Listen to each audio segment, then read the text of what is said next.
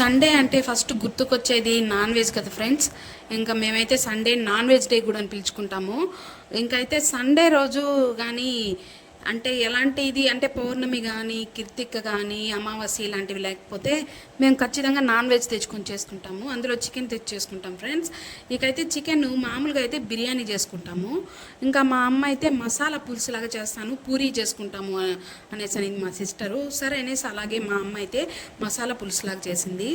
దానికైతే ఒక టమాటా, ఎర్రగడ్డ, ఇంకైతే అల్లము వెల్లుల్లి వేసి మిక్సీకి వేసి పట్టుకునేసి, ఇంకా అయితే ఫస్ట్ నూనె పోసి ఎర్రగడ్డ వేసుకొని దాంట్లో అయితే అల్లం వెల్లుల్లి పేస్ట్ వేసి టమాటా వేయాలి.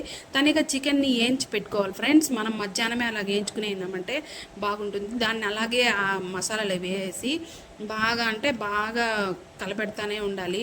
కలపెడతా ఉండి కొంచెం వాటర్ యాడ్ చేయాలి ఫ్రెండ్స్, ఎందుకంటే మనకు మసాలా పులుసు కదా.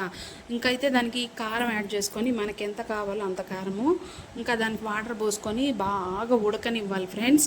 ఇకైతే మనం తట్ట మూసుకునేసి ఉడకనిచ్చిన తర్వాత ఈ విధంగా అవుతుంది. మనకు ఉడికిందని ఎలాగ తెలుస్తుందంటే నూనె ఆయిల్ అంతా పైకి వచ్చేస్తుంది ఫ్రెండ్స్, అప్పుడు మనకి ఉడికిందని తెలుస్తుంది. కొంచెం దాంట్లో టెంకాయ యాడ్ చేసినామంటే టేస్ట్ అనేది చాలా బాగుంటుంది.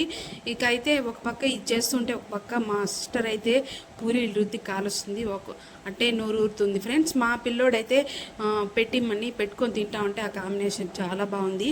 మీకు కూడా పూరీ చికెన్ కాంబినేషన్ అయితే ఇష్టమైతే ఒక లైక్ కొట్టండి, నా ఛానల్ని సబ్స్క్రైబ్ చేసుకోండి.